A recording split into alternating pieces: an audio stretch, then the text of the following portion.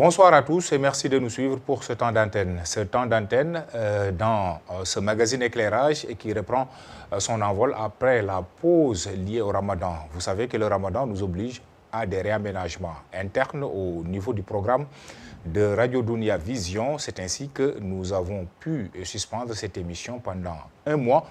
Et la voilà qui reprend de plus belle. Le temps de souhaiter Devenati à tous ceux-là qui suivent, en tout cas qui ont l'habitude de suivre cette émission tous les dimanches. Cette émission qui reprend avec un invité de marque en la personne de Habib Ndaw. Habib Ndaw, qui est le directeur général de l'Observatoire de la qualité des services financiers communément appelé Gendarme des banques. Il s'agit d'une agence qui dépend du ministère des Finances et du Budget ici au Sénégal. Habib Ndaw nous répond aujourd'hui en sa qualité également de leader politique, puisque il est le leader du mouvement Suqali Sénégal, membre de la coalition Doomu Rewmi, cette même coalition qui appartient à la grande coalition Benno Bokk Yakaar aujourd'hui, qui a accompagné le chef de l'État au pouvoir. C'est à ce titre, mesdames, mesdemoiselles, messieurs, que nous recevons M. Habib Ndaw, le temps de lui dire Devenati au sortir de la célébration de l'Aïd el-Fitr, une semaine justement, et te souhaiter la bienvenue sur ce plateau tout en vous remerciant du déplacement. Je vous remercie Mansour, Devenati aux téléspectateurs. Bamba. Bamba, je dis, parce que j'ai rencontré Mansour. Voilà, Mansour Sow, qui est notre collègue de DTV, que nous saluons au passage, évidemment. C'est ça, c'est le même groupe. Je vous remercie pour d'abord m'avoir donné l'occasion de venir m'expliquer à un moment où il y a beaucoup de tumulte sur la gestion du pétrole au Sénégal. Et ceci me pousse à dire que la BBC ou même Tullow Oil a plus ou moins atteint son objectif. C'est-à-dire qui était de diviser les Sénégalais à travers ce reportage. Parce qu'avec ce reportage, il n'y a rien de nouveau sous le soleil. Depuis le début donc, de la question pétrolière. Vous considérez que tout ce que la BBC a dit est déjà connu des Sénégalais? Est déjà connu des Sénégalais. Mais pourquoi ça a soulevé autant de passion, autant de tension? Nous tous, les 15 millions de Sénégalais, nous avons été manipulés. Je vais vous expliquer pourquoi. Même l'opposition de bonne foi a été manipulée. Bon, on va venir sur ça, mais restons quand même aux réactions. D'après publication, vous dites que déjà, il n'y a rien de neuf sous le soleil. Ça veut dire que le débat sur le pétrole a été porté par des Sénégalais de tous bords, y compris même ceux du camp du pouvoir, comme vous, de l'opposition et de la société civile, les mouvements de jeunesse, les mouvements associatifs au Sénégal. Mais il se trouve que toutes ces sensibilités ont enfin été suspendues au procureur de la République, à qui on a confié le dossier pour enquête suite à la saisine du ministère de la Justice il y a juste quelques jours. Cette conférence est derrière nous, mais les réactions continuent. Vous d'abord, a priori, quelle appréciation faites-vous de la sortie du procureur de manière globale, mais spécifiquement ramenée à la question du pétrole et du gaz? Tout le monde pensait que la lumière allait jaillir, mais finalement, est-ce que vous êtes rassuré à la suite des propos ou des orientations données par le procureur de la République, Bassirou Gueye? Je suis très rassuré, mais avant d'en venir, je voulais vous expliquer un phénomène, une stratégie qu'utilisent les multinationales. Nous allons y venir, mais partons avec les considérations. Je suis très rassuré par la sortie du procureur, en ce sens que ça va commencer par nous donner une plus grande visibilité sur le contrat entre BP et Cosmos, contrat qui, jusqu'à présent, jusqu'au reportage, on ne savait pas, le contrat était confidentiel entre BP, Cosmos et Franck Timis. Et d'après le reportage, il y a 6 000 milliards qui vont être tirés de ce contrat. L'État du Sénégal, ça lui permet, en saisissant la justice, le procureur, ça permet au procureur d'exiger la présentation du contrat entre BP et Cosmos, qui est un contrat extérieur au Sénégal, bien que l'exploitation du pétrole, c'est dans notre bassin sédimentaire. Ça, c'est un gros avantage pour l'État du Sénégal. L'autre gros avantage, c'est la pacification, justement, de l'unité nationale. Parce qu'encore une fois, ce qu'on appelle la stratégie du média mensonge. Utiliser, les journalistes n'ont rien à voir avec ça, mais utiliser, parce que même la BBC a été manipulée. Nos imams ont été manipulés, l'opposition a été manipulée, le pouvoir a été manipulé dans ce média mensonge. C'est une stratégie qui avait été utilisée. Mais comment manipuler? Comment pouvez-vous accuser BBC d'avoir manipulé, été manipulé ou, disons, qu'il y ait manipulation, alors que vous dites que ce débat-là a été porté depuis longtemps, quand même, par beaucoup de sensibilité. Ça veut dire que depuis lors, ça a été une préoccupation, mais il y avait des doutes quand même sur la manière dont le pétrole et le gaz ont été, les concessions ont été faites jusque-là. Il y a toujours des doutes. Parce que le média, encore une fois, il faut comprendre la stratégie des multinationales. Moi, j'ai fait toute ma carrière dans les multinationales de banque, dans les multinationales de finances, telles que transfert d'argent, etc. Donc, je connais leur stratégie. Dès que leurs intérêts sont en jeu, ils ont utilisé un terme qu'on appelle le média mensonge, qui a été élaboré en laboratoire par des neuroscientifiques qui ont pour objet de jouer de faire une influence psychologique pour retourner l'opinion publique contre leur leader. La BBC n'a rien à voir avec ça. Ils ont été eux aussi utilisés. Vous vous souvenez du cas de Allende avec ITT, Kadhafi, les bébés éprouvettes au Koweït, c'était des mensonges. Et ces mensonges sont orchestrés par les multinationales et qui utilisent les médias. Les journalistes ne sont pas pourris. C'est parce que les patrons de presse sont de connivence avec les multinationales. Pour quel objectif? Détourner, d'abord monopoliser le débat. Vous avez constaté que depuis la fin de la Korité, on ne parle que du pétrole. Des gens qui maîtrisent le sujet, d'autres qui ne maîtrisent pas le sujet, les imams, comme tous les segments de la société que vous venez d'énumérer. Et c'était l'objectif recherché. C'est pourquoi en introduction, j'ai dit que la BBC, Tullow Oil, à travers la BBC, a réussi son coup. Pourquoi? Parce que Tullow Oil a été... Voilà. Quel intérêt Tullow Oil aurait-il véritablement, ou aurait-elle en tant qu'entreprise à manipuler l'opinion sénégalaise? C'est les intérêts économiques en jeu. Tullow Oil avait un dossier, une requête, qui était dans le pipe avec l'ancien régime. Et entre-temps, l'ancien régime lui avait donné non seulement un contrat, mais un décret d'approbation non encore numéroté. Tullow Oil s'est plaint, conformément à la loi, il a écrit. Et les blocs qu'on lui avait donnés, les blocs qu'il demandait, on ne lui avait pas encore donné, ça s'étend sur 2000 km² de bassins sédimentaires.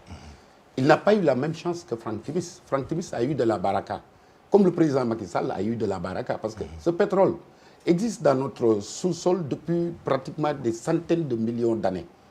Je l'ai dit dans mon article que Zaki Yamani, l'ancien ministre du pétrole, l'appelait les excréments du diable. Ça existe depuis des centaines de millions, mais le président Macky Sall a eu la baraka, que ça a été sous son magistère. Franck Timis a eu de la baraka parce que les mêmes bassins... Baraka ou préférence de Macky Sall contre préférence de Macky Sall à Timis plutôt qu'à Tullow Oil? Vous vous êtes posé la question de savoir quand est-ce que Franck Timis a commencé à avoir des actes juridiques sur le pétrole.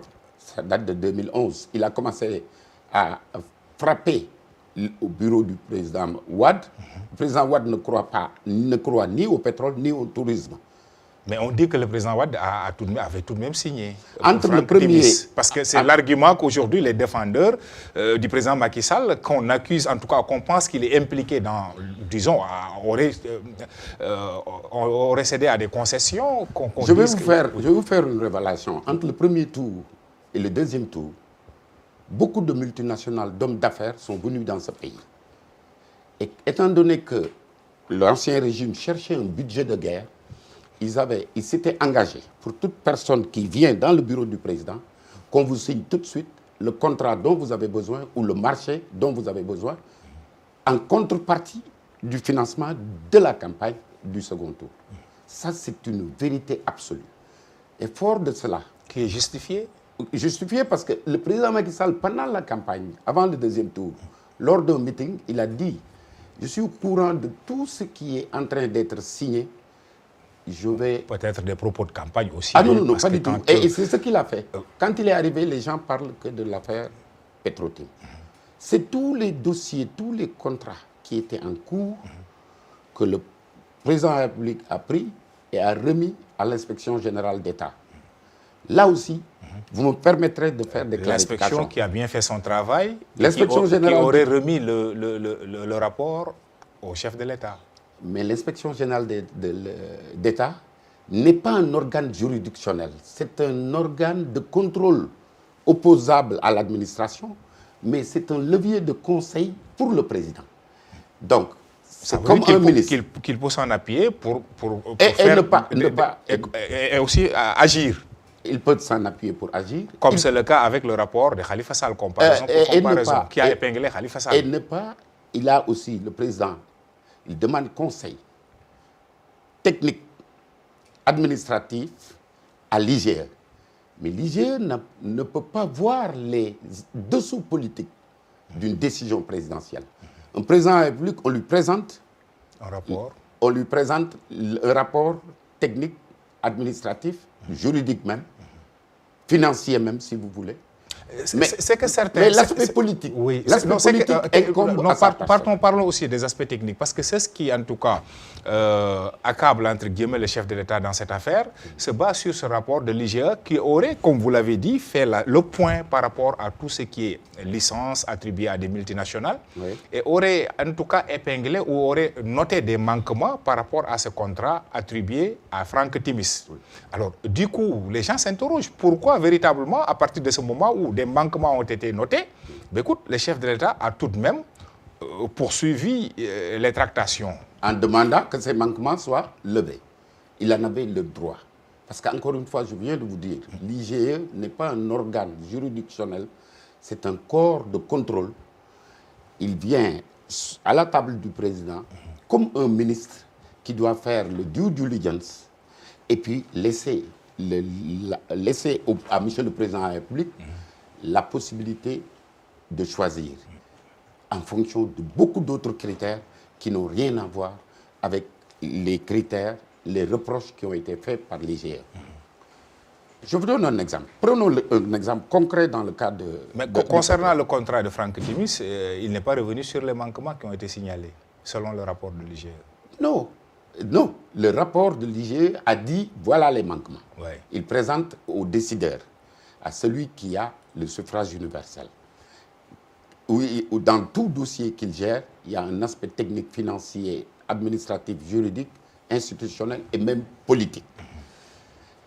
Vous lui donnez un rapport, vous lui dites votre sentiment sur cette opération, quitte à lui, qui a une dimension politique dont tous ces actes comportent une dimension politique, de prendre les éléments. Non pas parce que des reproches ont été faits à Timis et ces reproches ont été levés par la suite. L'IGE tire la sonnette d'alarme pour le président. Mais le président n'est pas obligé de suivre les recommandations juridiquement parlant. Il faut que les gens, c'est une très grande confusion. Autre confusion entretenue, c'est qu'ils ont dit que Franck Timis, je ne suis pas là pour défendre Franck Timis. Naturellement. Franck Timis, pour moi, Tullow Oil, BP, Cosmos, c'est pareil. C'est des multinationales qui ont des intérêts en jeu. L'autre confusion, ils ont dit que Franck Timis n'était pas balayé. C'est faux. Franck Timis est à Mayfair. Mayfair, c'est l'un des quartiers les plus huppés. C'est comme si vous dites le 8e arrondissement de Paris ou si vous dites Dakar Plateau. Parce que moi, Tullow Oil, je les connais très bien. Parce que j'ai démarché les comptes de Tullow Oil. C'est moi qui ai ouvert les comptes en dollars de Tullow Oil en tant que responsable du marketing à la Bank of Credit and Commerce International. D'accord. Et Tullow Oil a été frustré de n'avoir pas trouvé et d'avoir vu que ces mêmes blocs ont été attribués. Il s'est plaint en interne. avant. Mais ces remarques ou ces reproches, en tout cas adressés à Franck Timis, ont un peu évolué. Parce qu'au-delà, en tout cas, de ses capacités ou de son incapacité en tant que firme de renommée internationale, qui semble être prouvée, d'autant plus qu'il y a une cession de parts. Parce que les gens estiment que si véritablement Franck Timis était capable, il n'aurait pas cédé des parts à BP. Et c'est là où le regret se situe et que les gens parlent de corruption, disons, de cessions qui n'ont pas répondu à la dimension des attentes ou véritablement tout ce qui pouvait être tiré en conséquence sur le pétrole, l'exploitation du pétrole. Sans être expert en pétrole, c'est là l'ignorance du cheminement. Les gens qui en parlent ne savent pas que dans le pétrole, il y a des nains qui investissent dans la recherche. Une fois qu'ils trouvent, ils sont obligés d'aller chercher des juniors. Donc Timis a cherché un junior, Cosmos, et Cosmos était obligé de chercher un senior en la personne de BP. Parce que tout simplement, les investissements sont lourds. Dans le cadre de la recherche, un courtier, il doit donner ses références. Franck Timis avait déjà investi à Kololi, donc en Sierra Leone, une mine de pratiquement où il a mis 4200 milliards.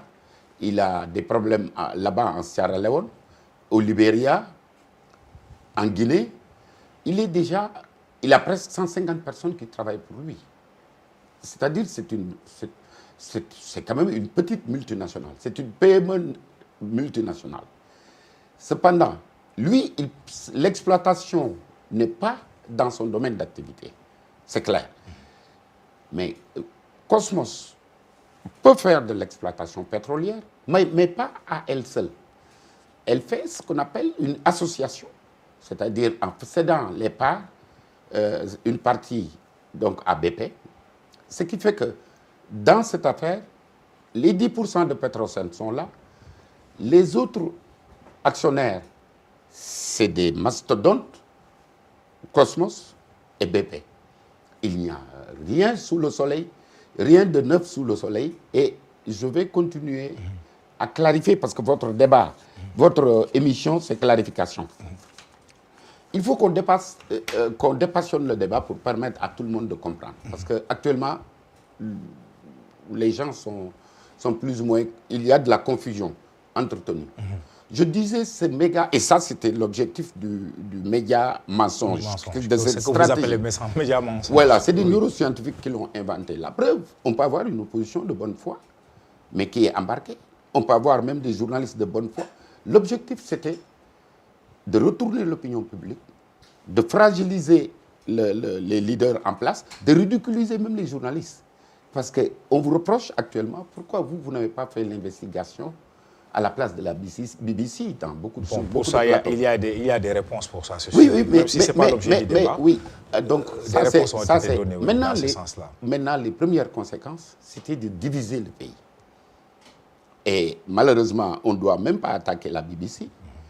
C'est Tullow Oil qui nous avait avertis. Autre chose à clarifier. On parle du retrait du permis au niveau de Timis. Ça va être le même problème, le même scénario que ArcelorMittal et Kumba Resources. Quand vous traitez avec des multinationales qui ont des budgets... C'est envisageable à cette étape de la question? Il est très difficilement envisageable. Parce que tout simplement, ça va nous coûter des milliards. Quand vous traitez avec des multinationales... Mais pas plus que ce que ces multinationales-là vont gagner après l'exploitation du pétrole. Je pense que ça vaut la peine quand même. Mais non, ça va bloquer tout le processus. Parce que l'arbitrage, ça peut prendre des années. Et les arbitres... Mais si ça doit être dans les règles de l'art, quand même, je pense que ça vaut la peine. Puisque le contrat, quoi que l'on dise, est soupçonné, on crie à oui, à ya, qu'il y a corruption. Je pense que oui, c'est mais retirer le contrat... Soupçon ne veut pas dire culpabilité, attention.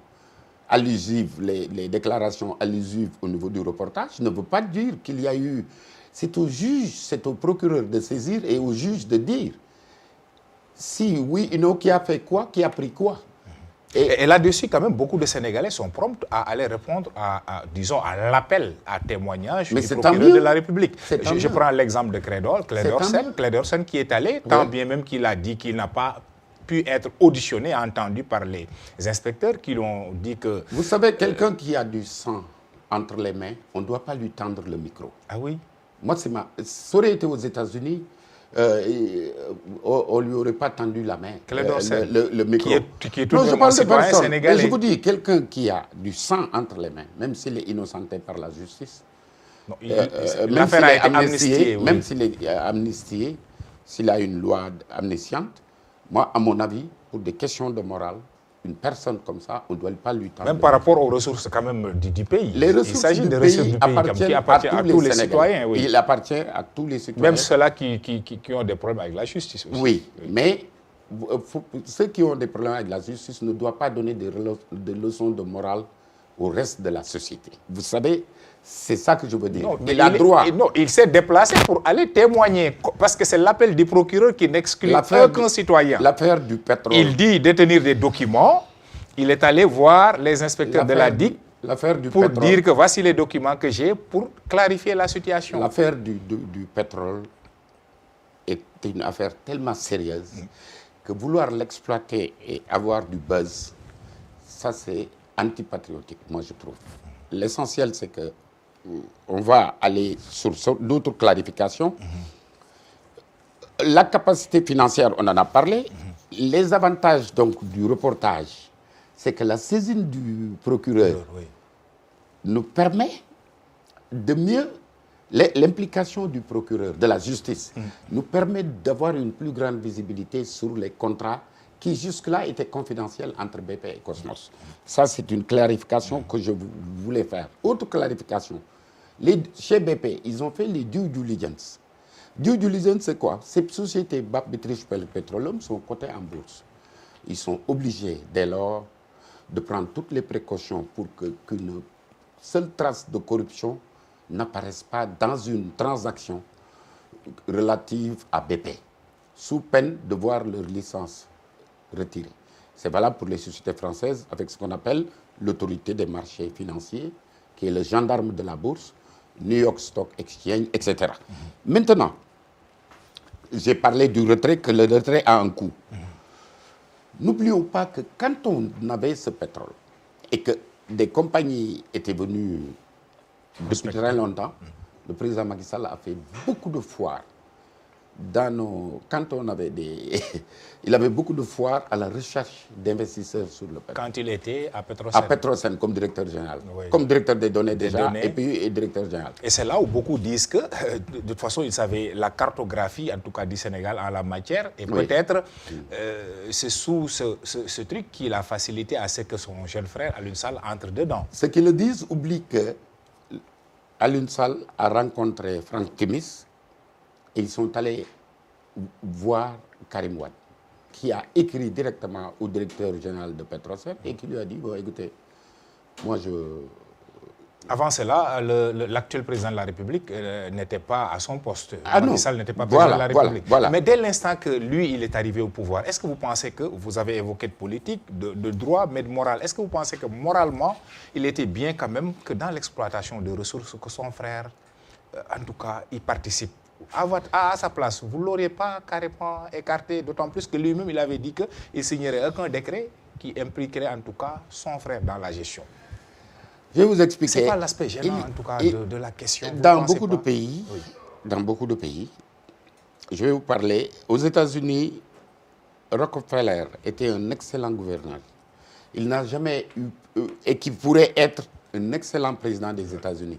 Il n'a jamais pu dépasser le seuil de gouverneur. Parce que tout simplement, son père, le nom, pèse. Nous avons vu John Kennedy, Bob Kennedy. Nous avons vu le conseiller ou la conseillère en communication de Chirac, c'était sa fille. Nous avons vu le président Abdou Diouf, il y avait Maguette Diouf. Ça n'avait jamais gêné personne, ça n'avait jamais créé des conflits d'intérêts. Mais sauf que là, que le contrat initial... Vous avez bien parlé d'intérêt quand même. Il s'agit là d'une affaire quand même qui est spécifique, la gestion du pétrole et du gaz, qui est une nouveauté quand même au Sénégal. Absolument. L'exploitation. Quand des parts reviennent aux frères du chef de l'État, avec les sommes qui ont été en tout cas annoncées par la BBC et dont on n'a pas encore apporté de contradiction. Vous avez vu, à cause de ce média mensonge, vous avez fait un lapsus, vous avez dit des parts reviennent au président. Le président n'a pas... Vous avez fait, au frère du président. Oui, je comprends. Le lapsus là, je le comprends. C'est encore une fois cette technique inventée par les neuroscientifiques, comme je disais, qui fait que le débat, il est monopolisé. Les gens, les insinuations poussent les gens à faire ce que les Anglais appellent le jump to conclusion. Et c'est exactement ce qui s'est passé dans cette affaire, parce que le contrat initial provient de l'ancien régime. Il ne peut pas y avoir de délit d'initié. Parce que c'est l'ancien régime qui a introduit tout le circuit Aliou Sall Timis dans le domaine du pétrole. Et quand mais revu quand même par l'actuel chef de l'État, quand il est arrivé au pouvoir en 2012. Oui. Parce que selon les indiscrétions du rapport de l'IGE, on a même dit que, en tout cas, les documents figurent dans les réseaux sociaux, d'où quand même cet appel du procureur de la République qui dit qu'ils vont tirer les conséquences, en tout cas par rapport à toutes ces personnes qui ont divulgué... Non, mais que dit le rapport? Montrez-moi quelque chose d'illégal qui a été fait. Que dit le rapport? Le rapport dit que la commission technique d'évaluation de l'offre de Timis n'a pas été vue par Petrosen. N'a pas été l'évaluation technique n'a pas été la faite. Commission technique. Mais c'est parce qu'il y a un ministre qui s'appelait Karim Wade, ministre de l'énergie, qui a appelé le directeur général de Petrosen et qui a fini par lui envoyer une lettre, une injonction de signer un contrat avec Timis, avec Aliou Sall, de donner un contrat à Aliou Sall. Ce qui fait que... Il y avait vice de forme à ce niveau. Ah oui, il y avait vice de forme. Pourquoi maintenant, quand le ministre des Mines, Aly Ngouille Ndiaye, qui a remplacé Karim Wade, après 2012, et le chef de l'État n'ont pas rectifié quand même ce vice de forme? Mais la commission technique qui doit faire une évaluation de l'offre a encore revu en aval, parce que l'ancien régime avait fait cette erreur. Qu'il fallait rectifier avec l'avènement du nouveau régime. Ça a été rectifié. Après, Petrosen a pris en main le dossier de Franck Timis. Malgré le fait que, bon, il avait déjà un contrat, et ils ont expliqué au président les tenants et les aboutissants concernant ce contrat. Et maintenant, ils lui ont laissé la liberté de prendre un décret de validation ou un décret d'approbation. Donc le processus a été respecté et repris. Mais encore une fois, il faut dépassionner le débat pour qu'on y voit très clair. Maintenant, la saisine du procureur, beaucoup de gens sont en train de penser que c'est des arrestations. Non, cette saisine du procureur, c'est un gros avantage pour l'État du Sénégal. Parce que ce qu'on réclamait à BP... En ce sens que Aliou Sall sera aussi convoqué? Oui, mais ça c'est un détail par rapport à ce que l'État du Sénégal va gagner à partir de la saisine du procureur. Très bien. L'enclenchement, l'emballement de la justice va augmenter les recettes qu'on attendait justement de cette transaction. Donc l'affaire Aliou Sall, tout ça, ça devient peanuts par rapport à ce que gagne ce que va gagner le Sénégal avec cette saisine du procureur. Ceux qui se disent victimes, l'opposition qui dit qu'ils sont victimes, qui sont visés, etc. Non, cette opposition, moi je demanderais, si j'étais catholique, je demanderais au président Macky Sall de les pardonner. Ils ne savent pas ce qu'ils font. Vous vous souvenez de Jésus? Vous ne véhiculez pas apparemment le même message que vos collègues, parce que j'ai parlé de la cellule de communication de Benno Bokk Yakaar, dont vous êtes le responsable. Mais ce que nous avons constaté, c'est que au moins le même jour que le procureur de la République devait faire, disons, sa déclaration, sa conférence de presse, vous avez organisé une conférence de presse. Cette attitude n'est pas tellement gênante, vous pensez, une affaire qui a été confiée à la justice, mais ce que nous avons entendu, presque c'est des cadres de l'APR, ou plus de Benno Bokk Yakaar, qui déjà disculpent carrément ceux-là qui sont censés être accusés, disons, ciblés dans ce rapport-là, qui disent que oui, tout est faux dans le document. Vous pensez que la cellule de communication de Benno Bokk Yakaar peut influencer le cours de la justice ou que non? Pas du tout. Mais pour influencer les Sénégalais quand même. Et puisque c'est une affaire pendante devant la justice. Oui, non, ce n'était pas pendant devant la justice. Non, le procureur a été déjà saisi quand même. Et la conférence de presse annoncée pour l'après-midi.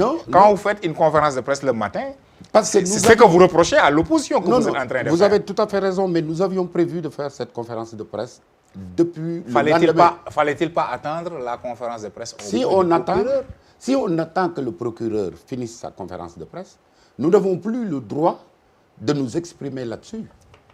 Nous avons voulu attendre que d'abord... La saisine était déjà faite de toute manière. Oui, la saisine était déjà faite. Dès le lundi, la saisine était déjà faite. Était déjà par faite. le ministère de la Justice. Mais on n'avait pas encore vu la réaction du procureur. Donc, on a voulu faire notre conférence de presse. Ça a été un débat en interne. Fallait-il faire ou fallait-il attendre, décaler l'heure, etc. Tout cela, parce qu'en personne responsable, la cellule de communication de Benno Bokk Yakaar. Mais finalement, l'approche politique l'a emporté sur oui, parce qu'on ce qu'il fallait faire au plan juridique. Parce qu'on a vu une politisation du dossier à outrance.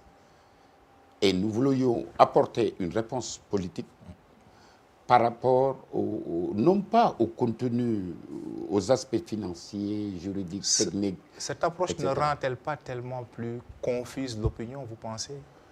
Oui, parce que nous tous, comme je vous ai dit, avec ce méga mensonge qu'utilisent, cette technique qu'utilisent les multinationales, nous sommes divisés. Nous sommes victimes, nous, Benno Bokk Yakaar, nous sommes aussi victimes que les imams, que l'opposition, que Thierno Alassane Sall, Abdoul Mbaye, Ousmane Sonko, etc. Tullow Oil nous a eu. À cause de ces enjeux, à cause des enjeux financiers, à cause de ces intérêts économiques. Nous avons été divisés. Et voilà toutes ces réactions que nous voyons. Donc, prenons un peu de recul. Aussi bien l'opposition, le pouvoir, Benno Bokk Yakaar, la société civile, les imams, les syndicats, etc., les associations de jeunes. Prenons du recul. Et nous devons savoir que des pays ont été brûlés à partir de la stratégie de médias mensonges. D'accord. Cette stratégie de médias mensonges a brûlé l'Irak. Elle a brûlé la Libye. Elle va brûler d'autres pays. Elle a brûlé déjà le Congo pour venir en Afrique, dans l'affaire Lissouba, si vous vous souvenez.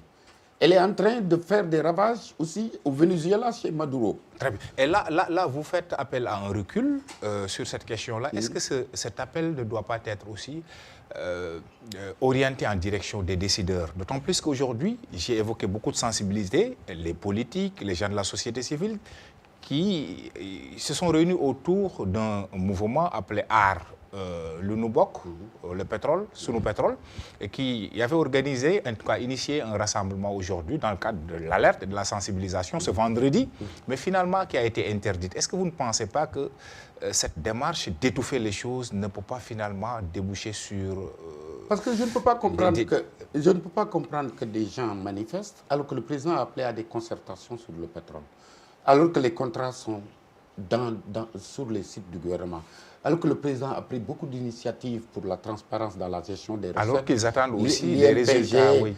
L'INPG, etc. Et l'adhésion à l'IT. Une manifestation pacifique, d'autant plus que ceux-là qui initient cette manifestation ont invité quand même les Sénégalais à venir même avec le drapeau national. Ça, quand même, je pense que c'est une démarche assez patriotique quand on se ramène... Tout à fait, je ne rejette pas. À la démocratie, à la liberté d'expression et simplement à la recherche d'une solution de transparence concernant cette affaire-là.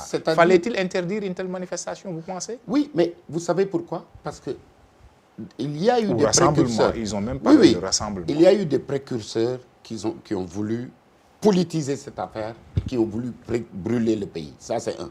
De l'autre côté, il y a eu Tullow Oil à travers le média mensonge, qui veut aussi brûler le pays. C'est fort de tous ces éléments qu'il faut attendre que la passion tombe. Qu'il y ait parce que l'un des objectifs du média mensonge, c'est de créer la haine, de mettre les uns contre les autres. Et pour éviter tout cela, il faut attendre. Manifester en cette période n'est pas bon pour l'unité nationale, parce que n'est pas une bonne chose pour l'unité nationale, parce que tout simplement, nous allons nous allons permettre aux multinationales d'atteindre leur objectif qui est de nous diviser. Il y a eu des forats sur les recettes du pétrole à Diamniadio. Tout le monde, il y en aura d'autres. Le président fait beaucoup de choses pour clarifier la gestion de la transparence, parce qu'il est très difficile de mettre une nébuleuse autour du pétrole. Ce n'est pas la volonté du chef de l'État, rassurez-vous. Là, nous, on s'achemine vers la fin de cette émission, mais tout de même, puisque vous insistez sur ces principes de médias mensonges, ces multinationales ou grandes puissances qui voudraient s'en prendre au Sénégal, sur la base... Parce que leurs intérêts économiques sont en jeu.